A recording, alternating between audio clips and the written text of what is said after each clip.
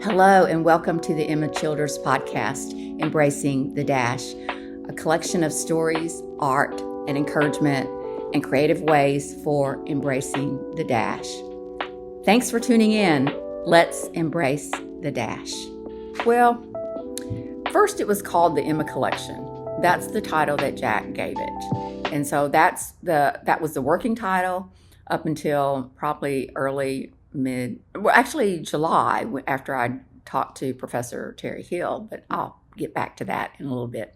Well, Jack named it the Emma Collection, and that title has followed it, and I didn't feel like I was in a position. I didn't want to change it. I wanted to honor his legacy, and so he named it that. And so I believe that it together encompassed and encapsulated the narrative plus the artwork, and so it became the Emma Collection. And so that's how the story unfolded. That's how he saw it and brought it together. So that's why he named it that. And so, but after many reviews, I was convinced to change the title to Justice, Forgiveness, and Reconciliation, a tribute to the memory and ideals of Dr. Martin Luther King Jr.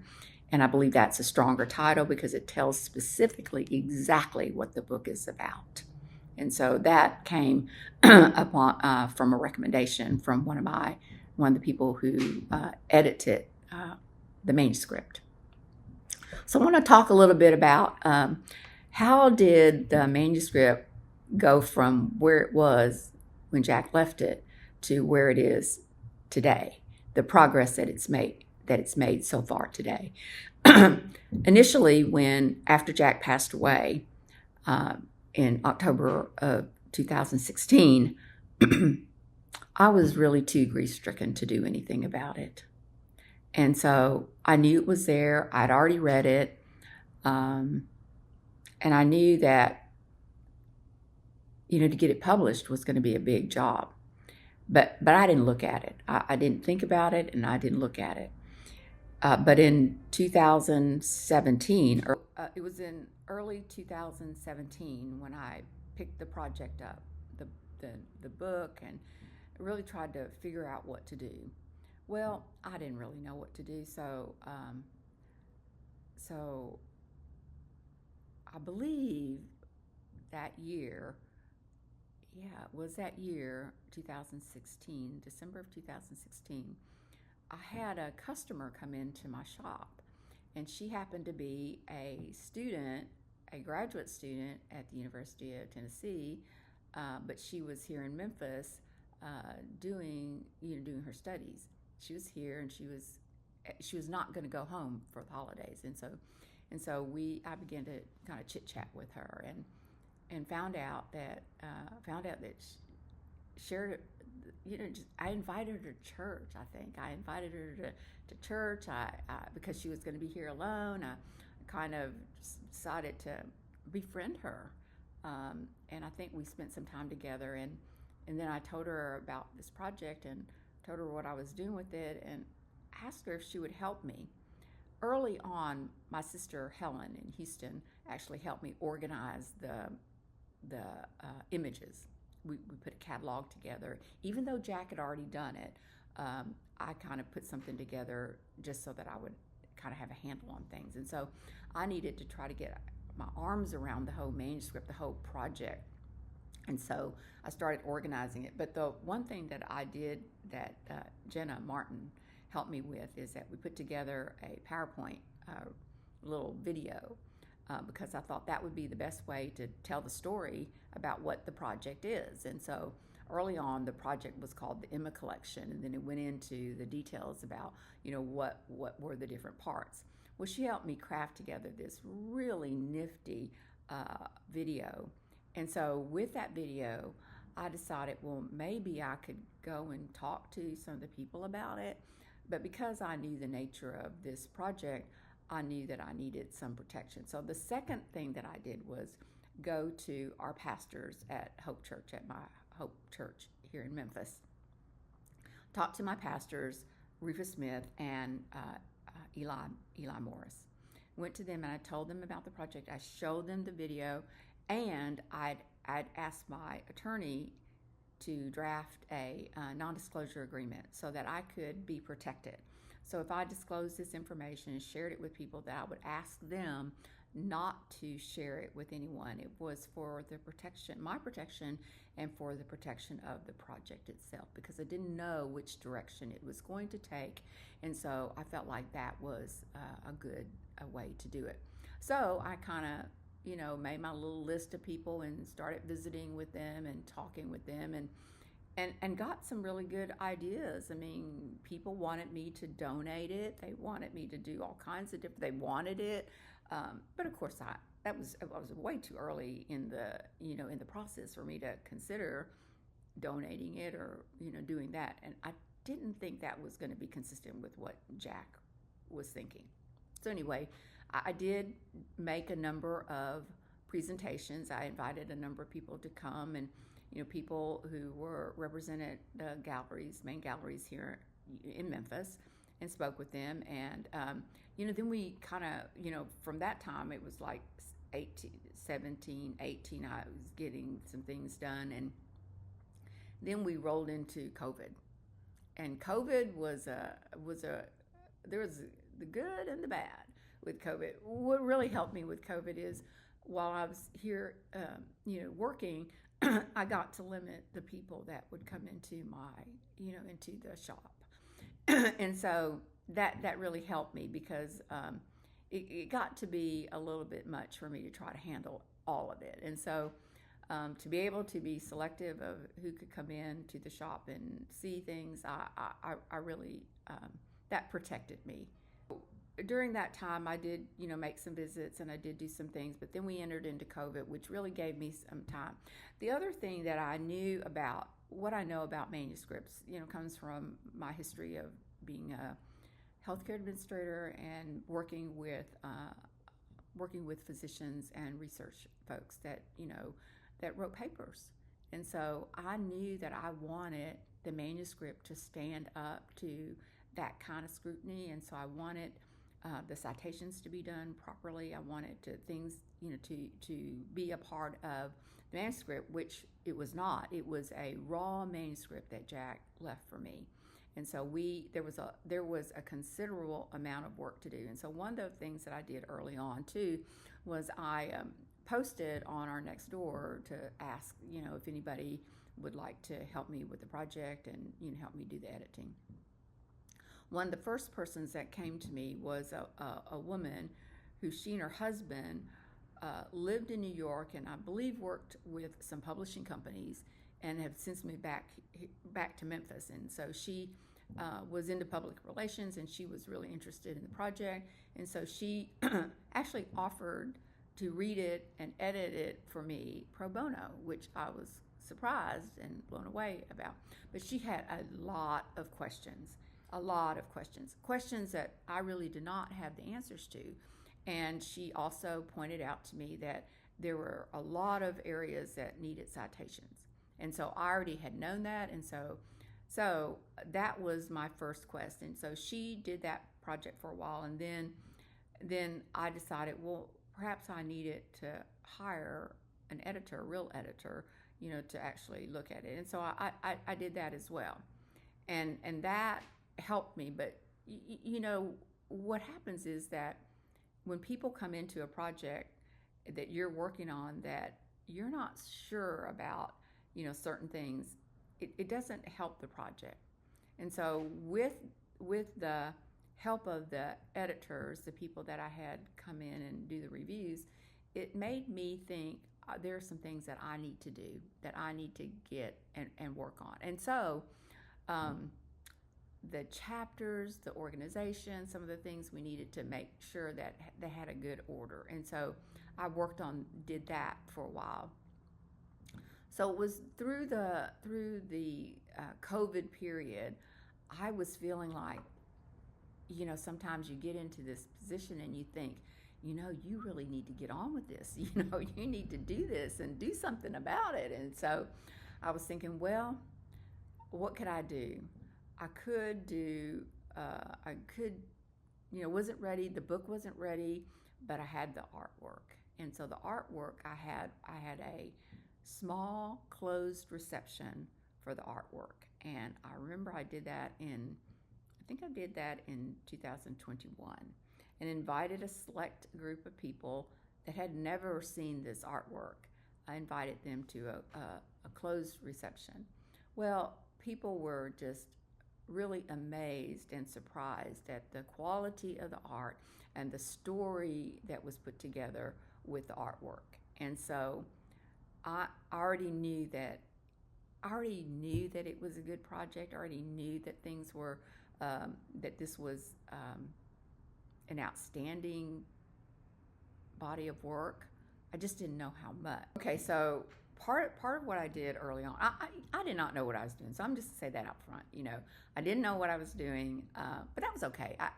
That's the part that I love about who I am and who God created me to be, because it didn't really matter that I didn't know what I was doing, because I'd already agreed to it with Jack, and God already knew I agreed to it. So, and God, saw this, and He was going to help me. And so, everything that I did, I knew that God was going to direct my path.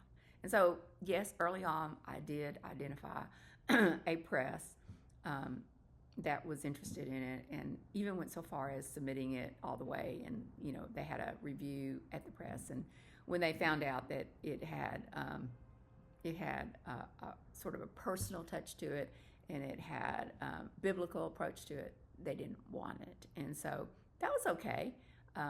That was disappointing. We even had a Zoom meeting. I mean, I invited, actually, two pastors were in the Zoom meeting with me to help answer questions, or to show that I wasn't doing this, that this was a legitimate project, and that it had merit, and they were well aware of that I was doing this project, because it potentially could be controversial.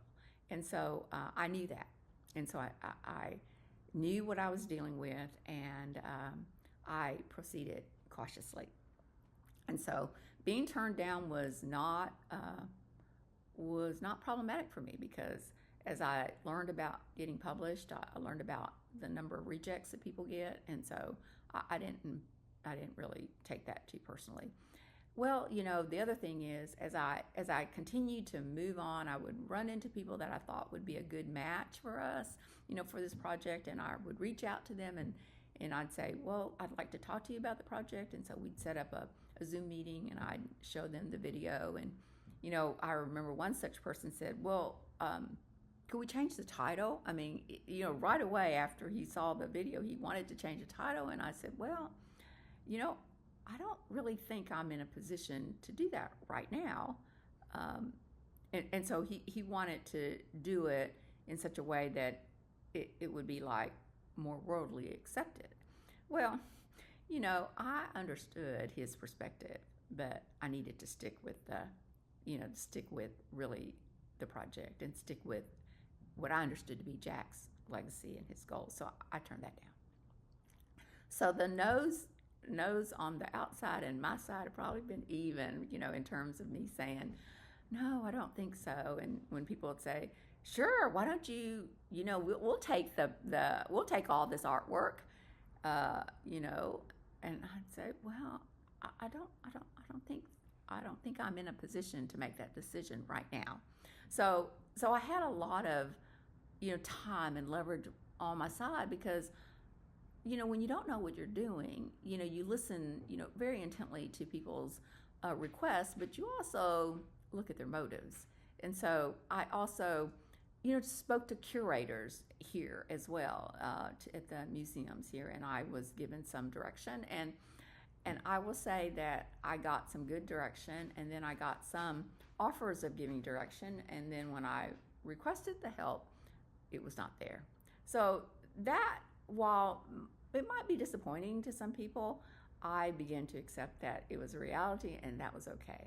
So, I've reached out to far and wide. Okay, so I haven't been just local.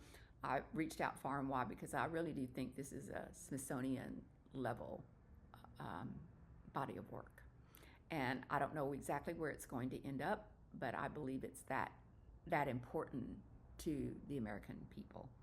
And so yeah, so I've gone far and wide as far as Washington and talked to other art appraisers and other people who have given me feedback about the art, who have made comments that have been less than flattering, which still did not bother me because I knew that collectively, as an historical archive, there was nothing like it, and so I've continued to pursue it in that manner. So so I focused on getting the quality of the manuscript where I wanted it. And so I believe in 2022, yeah, about 2022, I was really looking for someone who was going to do the legwork for getting the citations into the manuscript in the academic professional manner. And so I was fortunate enough to uh, uh, meet Ellery Pollard, who was the fellow for our campus, college campus at Hope. And so she worked with me and worked on the manuscript and helped get all the citations in place. And so she got that order there. So we got the manuscript in order, and so those things have been kind of getting all together. But in the interim, what happened is kind of interesting because that rolled up. I got into 22 is when we started doing it. But in 2023, I started working with Pastor Rufus on the WOW classes that we did at Hope. And I had this idea that the classes needed to be more engaging and that we needed to create some conversation among the participants and maybe consider having it be more dialogue. And so I convinced him to do such a thing, and then he told me that I needed to get table leaders and that I needed to train the table leaders. Well, I was a little puzzled, like, exactly how was I going to train the table leaders? I didn't exactly know how to do that. But anyway, one morning I was in prayer, and really I was really kind of whining, and how sometimes you do that, and telling God that I needed to do this, but I didn't really know what I was going to use or how I was going to do it. And then I felt that the Holy Spirit saying to me, well, what about that book you wrote, that's sitting on the bottom of that shelf there? Well, it's true. I'd written a book in 2002 called Servant Leadership, What's It All About? Well, it was in a hard copy form and sitting on the bottom of a bookshelf. That was all true.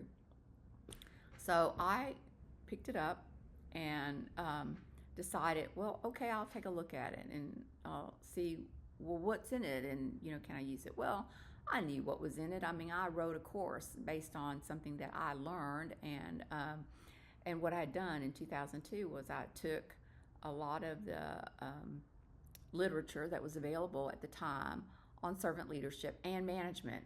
Because my background was in healthcare administration, I loved everything about it. And, this whole idea about servant leadership was, popularized by many people who were in academic and were doing other things.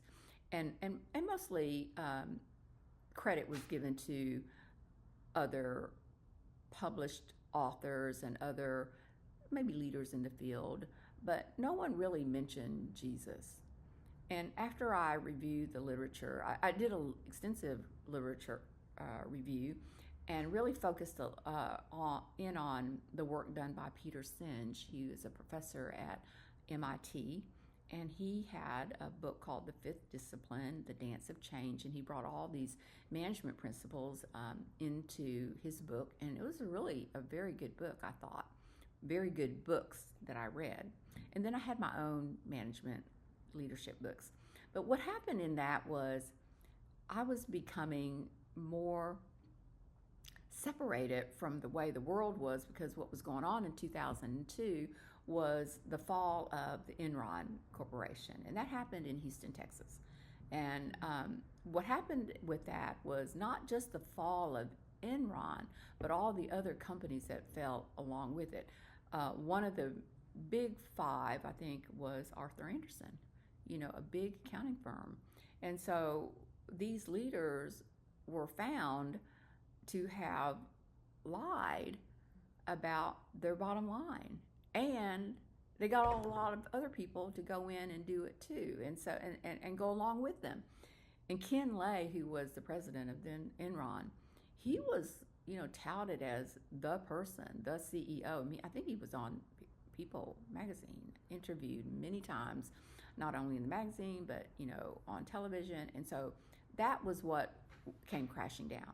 Well, that was kind of part of my world. I mean, the world that I knew about leadership and about management, and that didn't. What was I going to do now? I couldn't really count on the people that were saying the things that they were saying about leadership, because it wasn't lining up.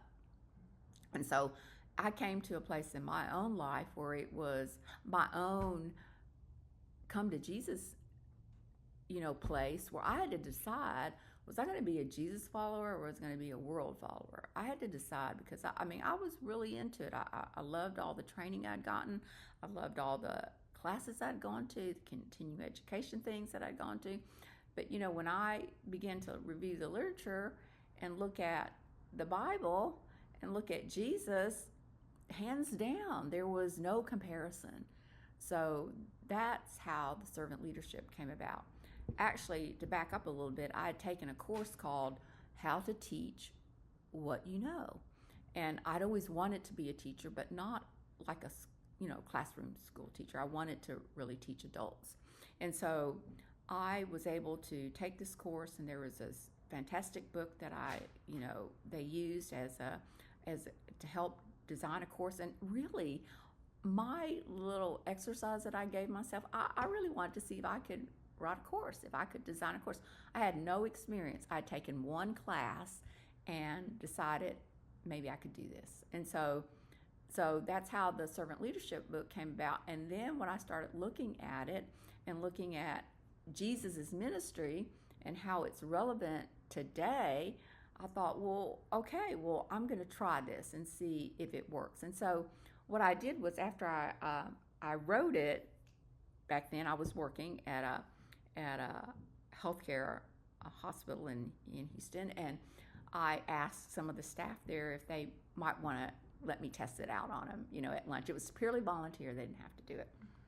And they wanted to do it because many of them, I knew they were Christians, and so they wanted to do it. And so I tested it out on. They liked it, and so but I didn't really pursue it. I didn't think it was my time. I didn't think I had, So here I was, being called to do something that I really felt like God was calling me to, but I had no background to do it. I had no credentials. I had no credentials, so I didn't really pursue it. So I just kind of just left it there and just went on and continued my work life and tried to do what I needed to do and how I needed to do it. But so it wasn't really until end of 2022 into 23. So what I did was, as I got the book out, Ellery then helped edit this one too, and so she did the editing of this one as well. And so when I decided, well, I would like to teach it, and so I talked to Pastor Rufus about it, and actually talked to Ricky Fondra, and I told him that I had this book, and I wondered if maybe I could try it out on his class, and he welcomed me, and he said, oh yeah, you can do this. And so I said, well, okay, we'll do a test run. And so I wanted to do a test run to see if it could be a course that was offered during WOW. And so that was my first trial. So so I was able to get the book up and get it done and edited and actually self-published in 2023, February of 2023. And I felt like that God took me on this little this little change in the trajectory for me to publish this book, so that I could build some confidence in that this was something that I could do. And so so the book got published. I mean, I talked to a couple of women, asked around and talked to a couple of women who'd done some self-publishing. They were both educators, and they convinced me that I could do it. They told me who the local printer was. They showed me, how they did it, and so I sort of just followed their lead, and I actually had a number of people review it as well and give me some feedback. So I had reviewers review it and that same thing, and so I went through that process on a small scale. And so I did a book launch, I did a book release, I did all that. I did it really on a small scale. I wasn't trying to do anything really big because I knew this was coming up, and so I did this one first, and then so then I got started teaching, and then I came back and started putting more work into Jack's memoir. Well, there's a time when you are getting ready to do something, and that you've gotten good reviews, people have given you good feedback, you've gotten it, but there's just something not quite there. And so that was me. I was in that place in around May and June of this year of 2024. I was feeling like I'm really almost finished, because by then I found another friend who'd helped me do some of the technical layout of the book, and so she was helping me with that, and so I was getting a lot of putting a lot of work into it, but I was feeling like something wasn't quite right. And so, but I wanted to reach out to someone who didn't know me, but knew Jack. I wanted someone that knew Jack. And so I was praying on that. And so one of Jack's friends, Professor Terry Hill, who is at Rhodes, came to mind, and I reached out to him and asked him if he would read this and do a review, and he said of course he wanted to do it. And so so I gave it to him, and by that time I'm starting to feel a little bit more confidence that it's time for me to roll this out. And so I've met with some different people, I've talked to some different people, just to kind of do a test run on it, but I could feel like there was one change that needed to be made. I couldn't tell you what it was. I just felt like something needed to be done. And I was too close to it to know the answer to that. And so I'm grateful that when that happens, that God gave me Terry, and that he came by. I gave him the manuscript. I'd actually given it to a number of people by then, asked them to do a review, and gave him the same instructions. And he did more than what I asked for. I would say he did more, or he did exactly what I asked for. And so that 4th of July weekend, he called and said that he could meet with me. And so we met, and the big change was that he thought that I should change the title. And that's why the title got changed, because he explained to me, after having read it many times, and from his perspective as a professor and someone who helps other people publish, he was very clear to me that the title needed to be changed to Justice, Forgiveness, and Reconciliation, a tribute to the memory and ideals of Dr. Martin Luther King Jr., because with that title, the reader knows exactly what he's getting into.